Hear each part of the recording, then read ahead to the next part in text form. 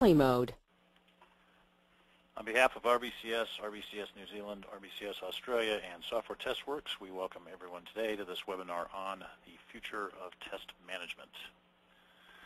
I am Rex Black, President of RBCS, a worldwide testing and quality assurance firm serving clients ranging from small startups to Fortune 20 global enterprises. Since 1994, RBCS has been both a pioneer and leader in quality hardware and software testing. RBCS has offices in the United States, New Zealand, Australia, and Sri Lanka, with partners around the world. RBCS delivers insight and confidence to our clients, helping them get quality software and hardware products to market on time and with measurable return on investment. RBCS has a team of international consultants that deliver customized training, consulting, and outsourcing services for companies that are looking to improve their test and quality assurance practices. RBCS has helped hundreds of companies reduce development and support costs while assuring the best quality products are delivered to their customers. I'm the author of Pragmatic Software Testing, Advanced Software Testing Volumes 1 and 2, Foundations of Software Testing, Critical Testing Processes, and Managing the Testing Process. I hold a degree in Computer Science and Engineering from UCLA.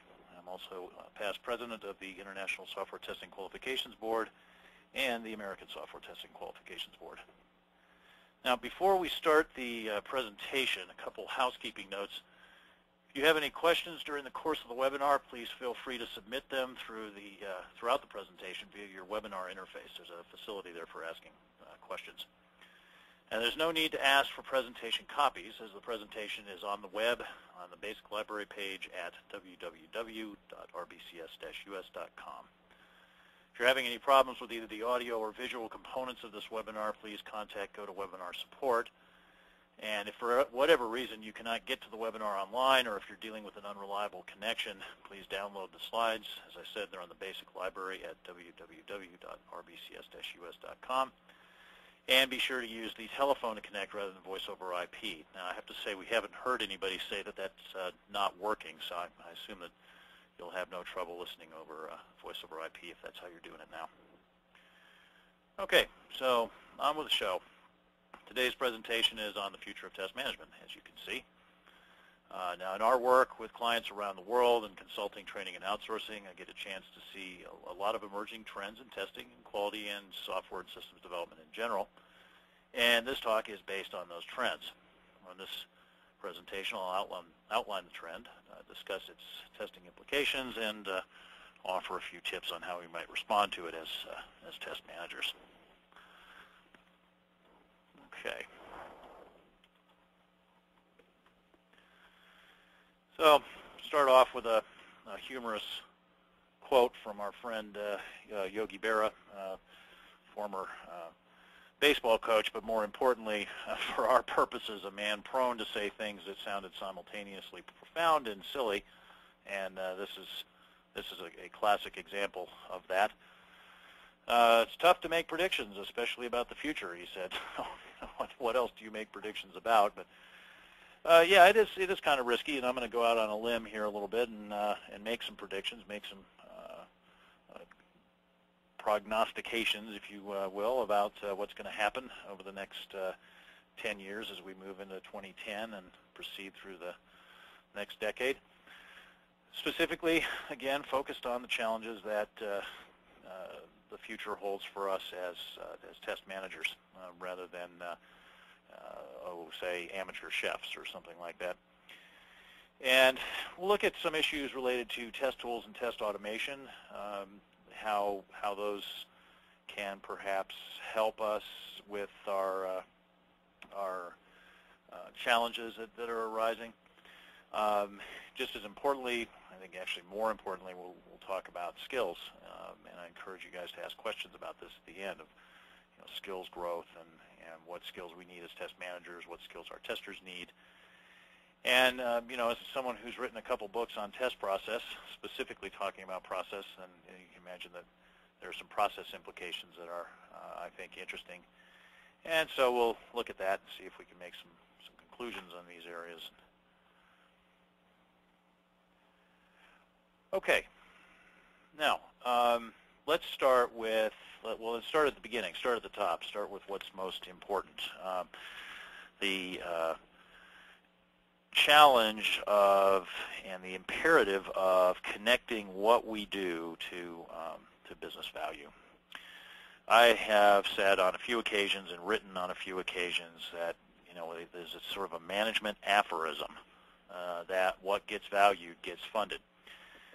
And conversely, that which is not seen as having value is not funded. Now, this is a major issue for us in testing. I mean, when we do assessments, one of the things that we see a lot is, well, for one thing, there's a gap between the potential value being delivered by the test team and the actual value being delivered by the test team. Those are just weaknesses in the testing process or the testing team's skills or the resources available or whatever. But for whatever reason, the organization is not receiving all of the value that it could receive from its test team. And that's in many ways an internal challenge for the test team to get better, as well as to perhaps resolve some upstream process issues that interfere with the value that you can get from testing. But the bigger issue for this slide is the gap between the perceived value of testing and what's actually being delivered and what potentially could be delivered. The gap between the perceived value and the potential value is, of course, a source of disappointment people outside the test team looking in. And that's a problem because that's, failure to meet expectations is going to result in a variety of political issues for the test manager. Political, I mean organizational dynamics. And you need to resolve that. So all three of those things: the potential value of testing, the actual value of testing, and the perceived value of testing need to be properly aligned. If they are not, then then there are problems. Those should all be the same thing. So if we want to have what are often expensive test environments that replicate production, we need to be able to measure the value of that. What is the return on investment? If we want to spend hundreds of thousands of dollars, as can easily be done, on tools and the people necessary to utilize those tools properly with proper skills, then again we need to be able to measure the value of that. What is the return on the test tool / test automation investment? Skills and skills growth. If we're going to try to increase the value of our team and increase the skills of our team so that they increase the value they can deliver, that's going to require some investment in that, an investment in training, investment in cross-training type of things, where we have people swap jobs, as it were, and work with the mentorship of the more senior person, and the junior person thus learns the task. There's a cost to doing that, and we're going to incur these costs, and you don't want to incur them on the blind faith that, if we have a better skilled team, it's necessarily going to be better. It's going to deliver more value. I mean, that's true, but can we measure that so that we can actually get funding for sufficient skills growth? And key process indicators. I just finished work on a book that I contributed to with a number of other people called Beautiful Testing, and it's talking about things that make testing beautiful. And my particular chapter in that book, which should be out any day now really, is about how beautiful testing should satisfy the stakeholders. And one of the key points that I made there was that we should be able to say what it would mean for the testing to satisfy people, and not just in generalities. Let's just talk about, we should find bugs. Yeah, absolutely we should find bugs. What percentage of the bugs should we find? What percentage of the important bugs should we find, and how does that relate to our overall defect detection percentage? I mean, these are the questions that we